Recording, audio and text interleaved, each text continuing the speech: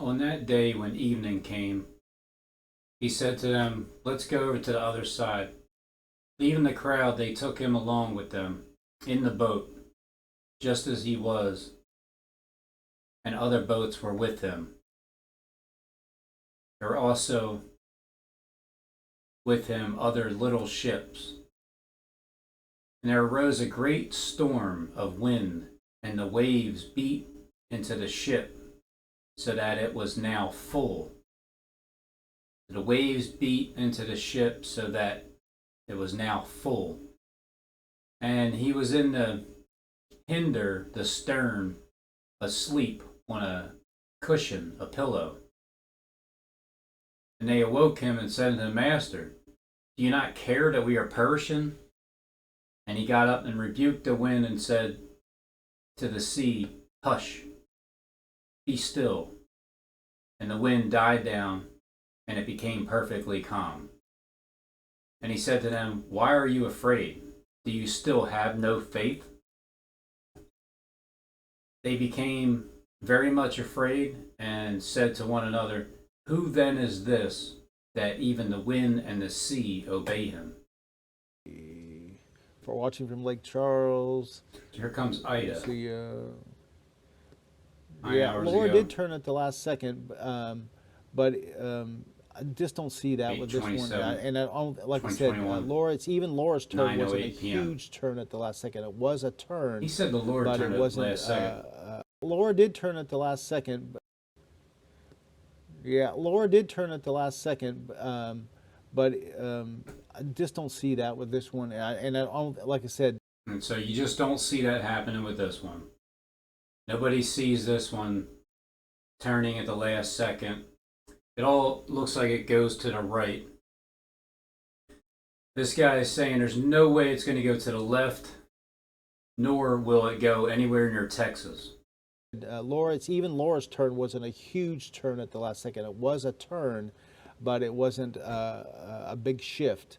And we're not expecting a big shift with this track either. It might drift a little bit farther to the west of the track, but we're not expecting enough of a shift to the west that will really affect southeast Texas here. Southeast Texas. Dangerous situation. Pay attention. Listen to those local officials. I just trying to say it as strong as I can, Dennis. Listen to those local officials. If there's evacuation orders, please listen to them. You have 2 days to get this done and get ready for this storm. The rainfall, we have to spend time on this. This is a significant, huge amount of rainfall, dangerous amount of rainfall. And areas in red here, we're talking 10 to 15 inches of rain in some areas. There's also some spots that could see 20 inches of rain before this is all said and done. So we really got to watch that. That includes Metro New Orleans. Baton Rouge can see the winds and also the rainfall, and it stretches well into Mississippi. One thing I definitely wanted to show you is wrap up with this. Wrap up with this. Also, Cuba can see some of these 8 to 10 inches of rain, but look at this. I'm going to wrap up with this. I'm going to wrap up with this, Dennis. I think I got all the information here. You got 2 days. This is our ready by graphic. You have today, you have Saturday. By Sunday, the impacts start stretching from the coast inland. Have things wrapped up. You got 2 days to do it, and we'll keep you posted from. Have things wrapped up. Got 2 days to do it, and we'll keep you posted from right here at the National Hurricane Center. We'll bring you the latest as this whole situation unfolds with Tropical Storm Ida. You got 2 days to get ready. You got today, you got Saturday to really start getting prepared for this. Listen to those local officials if they're telling you to get out of some of these areas because of that storm surge. Definitely listen to them. So you have today.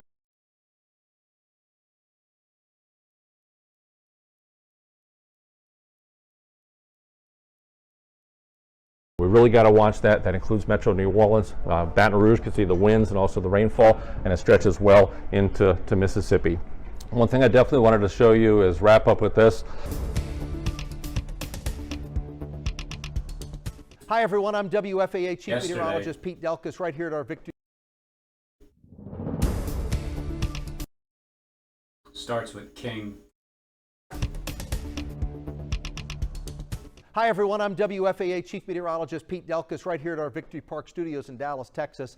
I do have a pretty comprehensive tropical update for us because we now have our 9th named storm of the season. And yes, as I mentioned yesterday on this update, it was going to be Ida, and it certainly is right now. We have 3 systems we're watching, 2 out in the Atlantic right now. No threat to the United States, but Ida is certainly a threat, and I'm afraid that it's going to be a pretty significant threat to the United States as it strengthens over the next 24 to 48, maybe 72 hours. Landfall. I'm surprised Repent isn't there, and then If I Were You, the next 2. Right now, sometime on Sunday. We've had 8 named storms prior to Ida. You can see where we are at this point. Ida's still a tropical storm, but it will become a hurricane as we head into the early part of the weekend. Some information I looked up this morning that I want to share with you that I thought was interesting was retired hurricane names by letters. Remember that they retire these hurricanes when they have been significant, most likely. And he got up and rebuked the wind and said to the sea, "Hush, be still, and retire." On tropical storm Ida. Ida now is south of Cuba and is expected to make a landfall as a Category 1 hurricane on the island. Ida is expected to keep strengthening in the Gulf of Mexico and right before landfall strengthen into a major hurricane just south of New Orleans. The sharp right turn towards the southeastern United States. Make a August of 2020. Then Ida is expected to make a sharp right turn towards the southeastern United States. Parts of our northwestern counties are clipped by this cone of uncertainty, right? It's coastal areas of the North Gulf Coast, precisely right there in Louisiana. Now we have this latest forecast update coming in from National Hurricane Center, having it becoming a Category 4 hurricane, may get stronger than forecasted. Winds sustained of 140 miles per hour, making a possible landfall as early as Sunday around 1 o'clock or so, just south of New Orleans. But then within about 12 to 18 hours or so, it'll be. Just keep in mind the one thing that you got to remember, it could slow down in its forward motion, which would give it more time to build even stronger. They did change the height of the storm surge all the way up to 15 feet, 10 to 15 foot storm surge. So it's definitely a storm that is not going to be playing games. Faster, smarter, and easier. Imagine the possibilities of unconstrained collaboration. With team brainstorming and intelligent diagramming, everyone can be on the same page. See and build the future faster. Hi, everyone. I'm WFAA Chief Meteorologist Pete Delkus. In model had it moving into Central America. And now the Canadian model. That's taking it into the Texas-Louisiana line. So those 3 models are pretty consistent. Then we have the outliers as well. So right now we are... You got the outliers, like the outright liars. Looking at some type of landfall with this system early next week, and it does appear as though it will be in the United States. Louisiana, Texas, the jury is still out, if you will. One thing that we are certain about, those are the unknowns. These are the certainties. Look at the sea surface temperatures here. You have sea surface temperatures in the upper 80s. And we have that all along the Texas-Louisiana coast. You're looking at jet fuel for these systems to really intensify. So some rapid intensification. Once it clears the Yucatan, once it moves out of the Caribbean, the waters in the Gulf of Mexico are just high-octane fuel for these systems to have that rapid intensification that we see too often. We certainly don't want to see it, but we do. Another factor that we're looking at right now is wind shear. Unfortunately, it's a lack thereof.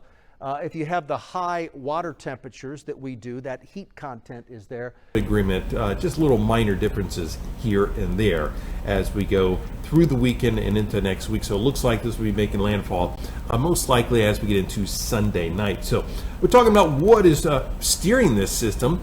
Well, remember, we are watching this ridge, which is giving us that east and southeasterly wind, and then just steering this system right around that ridge and right up into, it looks like, the Louisiana coastline. So we will continue to track this throughout the weekend right here on myfoxhurricane.com and keep you posted. Would raise a couple concerns here. As it sits in the open waters in the Gulf with a little more time, Sunday, watch for potential strengthening. 7 It is p.m. not out of the question that Monday. we could have a Cat 4 just before landfall. So. And then God made the beasts of the earth after their kind. God said, let us make man in our image, according to our likeness, and let them rule over the fish of the sea, and over the birds of the sky, and over the cattle, and over all the earth, and over every creeping thing that creeps upon the earth. God created man in his own image. In the image of God, he created him, male and female, he created them, and he blessed them dearly. Now, Ida is expected to weaken, so it's going to blast in and then blast out, so it's expected to then weaken back to a tropical storm. This morning, if you were watching the track, the 4 a.m. update or the 7 a.m. update was it still had it as a Category 2 hurricane over about a 12-hour period. So again, strengthening earlier by early Sunday morning as now a major hurricane, and then after making landfall off of Cuba. So let that land interaction. But as far as the track and the trajectory at this point, we've seen some consistency over the past 3 days. Yeah. So the plan in place looks to be now. If you're talking about just a little wobble back and forth, of course that's possible. Oh yeah, it's absolutely possible. But if you're talking about a complete shift, looking at Texas. I don't foresee that happening. Yeah. That's incredibly unlikely. I actually do foresee that happening in Texas, just because of the simple fact that he said that he like what they said was that it's gonna not go to Texas, like certainty. We'll be seeing this cone shift westward, especially westward drastically. So Houston, for the most part, we're in the clear. We're still just, keeping our eyes on things. Like you said, Cheetah, once it gets off of Cuba and moves to the Gulf, we'll have a much better idea of where the system will go. But like we always say, we never focus just on the actual line of the forecast track. Focus on the cone, because there's equal chance you can see a system drift towards that right side, as well as drift towards the left side, which the left side does include the Lake Charles area. They do not need any more major hits. Right. And the right side does include going in towards the Mississippi area, going towards Biloxi, Gulfport, and right on those shallow waters, they don't need a major landfall as well. Well, no one needs a major landfall. And has formed in the Caribbean and could reach hurricane strength this weekend. If the system intensifies, it would be the 9th named system this hurricane season. Let's bring in CBS News meteorologist and climate specialist Jeff Baradelli. Jeff, how big of a threat to the U.S. is this tropical system?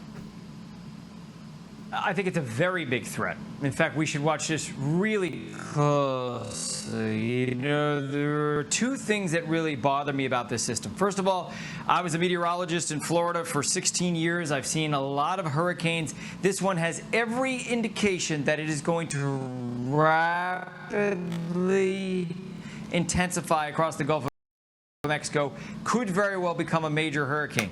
Number two, it's only 72 hours away.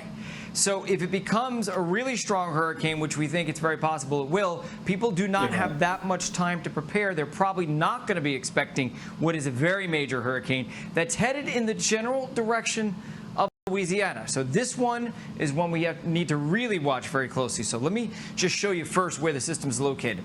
So it's just to the west of Jamaica, approaching the Cayman Islands as we speak, just starting to get itself organized. It's already a tropical storm, was a depression, now it's tropical storm Ida.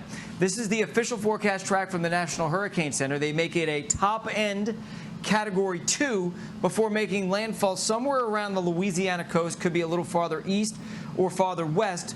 But really, this would almost be a worst-case scenario for New Orleans if it went straight down the middle or just to the right of this, just to the east of this track. Now, they have it as a Category 2, but whenever they're predicting a Category 2, you need to prepare for a Category 3 storm. And let me show you why I think it's very possible. Are you serious, guys? Going to wear a Tennessee hat today? Like I said, you definitely want to consider what you and your family should be doing to prepare for this. And then all of a sudden, we're going to have a major storm, and it's going to catch everybody flat-footed. I'm going to make a prediction. Everybody, and that's why I'm coming out right now. As you know me, I'm always out ahead of it. Always out ahead of everything, because somebody's got to. That's what we do as prophetic people, is we prophetically prepare people. For, you know, if you see a sword coming, you better warn my people, or the Lord said, I'll require the blood on your hands. It's going to be a problem. It will finally settle, and it's going to really drench Alabama too, but it's really going to settle in Tennessee, where you've already had a ton of rain that killed 22 people, maybe more. And I know that parts of Tennessee is not ready for an additional 8 to 10 inches of rain. I just know it. And because Good of the afternoon, Smoky friends. Mountains and what have you, you know how it starts to flash flood quickly. So, but let them remain together and grow up until the harvest. And in the time of the harvest, I will say to the reapers, gather the tares first and bind them in individual bundles for burning, and the wheat put into my garner. a tropical storm Fred spawned 29 tornadoes from the south to the northeast in a week. So that's why Tennessee, this thing ain't over till it's over. So this one's heading towards Tennessee, where Stephen Bannon is. The other one, Hurricane Henry, was aiming directly at Jacob Israel in Long Island, and that one just fizzled out. So the same thing. It just seems like we're in that season where you can start to pray out loud, or just say, "Hey God, can you fizzle out this one as well?" That way, people can start to have faith that you can literally. Even though I never believed it before, because of the storms being steered man-made, but now it's the season where you can, even if you're just comfortable, like basically the analogy is Christ is sleeping on a cushion, like it's like kick back, and then everybody's getting all worked up, like, what are we gonna do? And then he's just telling you, just relax, because the sea and the winds will just be still. And the wind died down, and it became perfectly calm. The wind died down, and the wind ceased, and there was a great calm. Even though the wind, like this whirlwind of Satan attacking, and then you tell him to get behind me, and then it's perfectly. Then there's a great calm in your mind, in your spirit. Why are you so fearful? How is it that you have no faith? Do you still have no faith? Do you still have no faith? They were terrified and asked each other, "Who is this?" They asked each other, "Who is this?" Even the wind and the waves obey him. It's going to cause a ton of damage down the coast, but ultimately it will get to you with the potential for tornadoes and flash floods. To you with the potential for tornadoes and flash floods. Alabama, Birmingham, Tuscaloosa, that up in the northern Alabama area, be ready for some heavy rain and tornadic activity. Okay, so there's just a lot to be concerned about this thing, and the forecast changes are likely over the next couple of days. Of course, any God's control, he can do anything, and now is not a good time to take a chance on riding out this storm without preparations. I will defend our interests and our people with every measure at my command. Hush, be still, tornado, Ida. this is off topic, but the terror attacks are all ramping up because of the Taliban. I think the Taliban released, did they say thousands of ISIS prisoners? The point is, it's almost 9/11, the second time 20 years later, with the second attack on 9/11 is looking like it's coming into play because of the theme of the script being played out with ISIS. And because weren't they responsible last time, before they told us, for the first 9/11? The ISIS-K, an arch enemy, the Taliban. How are you really saying People it were there? freed when both those prisons opened. Has been planning a complex set of attacks on United States personnel and others. This is why, from the outset, I've repeatedly said this mission was extraordinarily dangerous, and why I've been so determined to limit the duration of this mission. As General McKenzie said, this is why our mission was designed, this is the way it was designed to operate. Said. See that? Operate under severe stress and attack. We've known that from the beginning. As I've been in constant contact Severe with stress. military leaders, and I mean constant, around the clock, and our commanders on the ground throughout the day, they made it clear that we can and we must complete this mission. And those who have served through the ages have drawn inspiration from the book of Isaiah. And the Lord says, "Who shall I send? Who shall go for us?" City of Lake Charles, those folks have really been trying to get. What's that, Father? Over there from. There's going to be a huge shift on this Hurricane Ida. Watching from Lake Charles. Is it going to shift to the right or left? Yeah, Laura did turn at the last second. The left? Okay, it's going to fizzle out, right? I just don't see that with this one. Okay.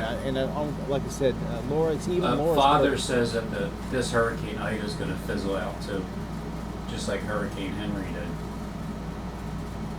Because Hurricane Henry had mercy on where Jacob Israel lived, and then Hurricane Ida is going to have mercy on where Stephen Ben-Nun lives. But towards Texas, I'm not sure if Texas is actually going to get hit or not.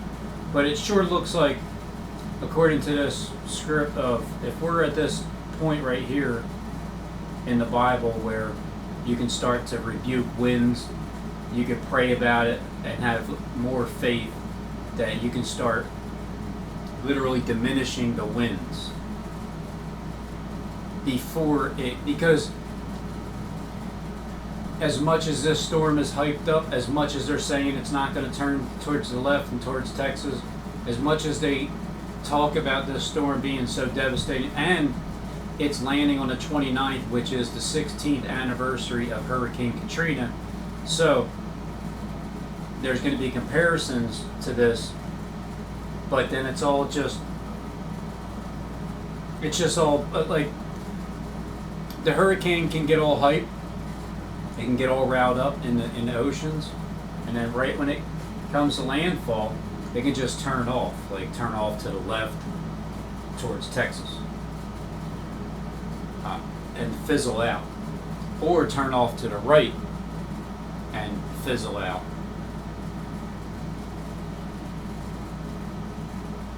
Either way, the storms are going to calm down because there's no need to destroy stuff so much anymore, because AI isn't as angry. The people behind the scenes aren't as angry as they were before to just destroy stuff because they can. But you can still have the hurricane going, the storm out in the ocean, swirl stuff around, and then once you get to the landfall, it gives people a chance to have some faith in praying for storms to settle, to like fizzle out now. Instead of just praying that you're going to be okay and everything, pray for the storm to stop. Pray for the storm to be still. Hush, be still. I would have never said this even 4 days ago, I would have never thought about praying out loud and open to God for Him to control the weather so you can have the storm stop. That way, you're praying. The saints hear your prayers, and then they're the ones that take it up to who's in control of the weather, and then above there, it's who's in control of everybody. So either way, it's going to get to God anyway. So if we're at this point, expect this storm, Hurricane Ida,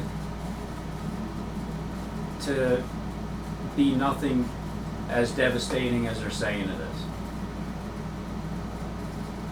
And then that'll continue to help people build faith in praying for things that you never thought were going to happen, because now's the time.